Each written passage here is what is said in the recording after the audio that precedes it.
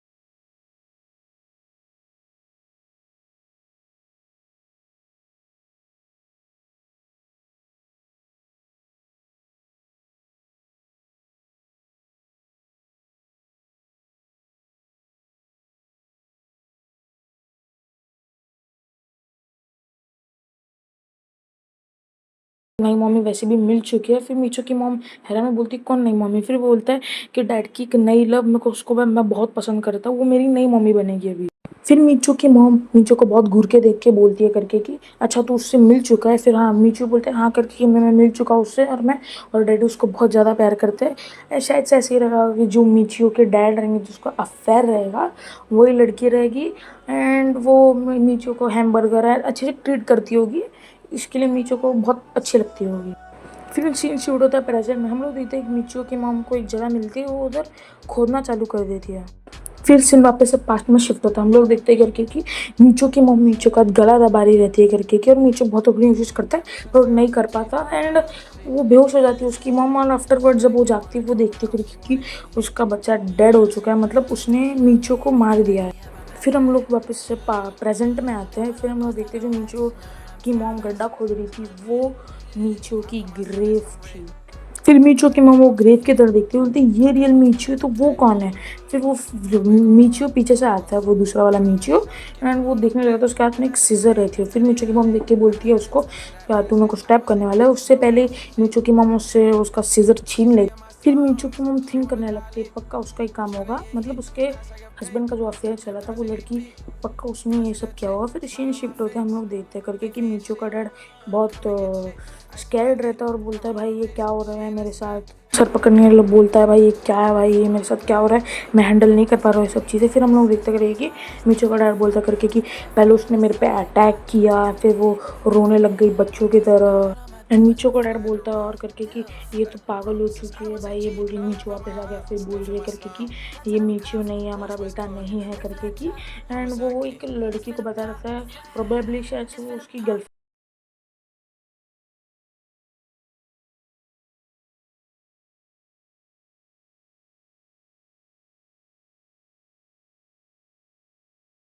था, जो सब कर रही थी वो मीचू की मॉम कर रही थी। फिर मीचू के डैड की गर्लफ्रेंड उसके पास आती है, बोलती तो उसको छोड़ के मेरे पास आ जा भाई।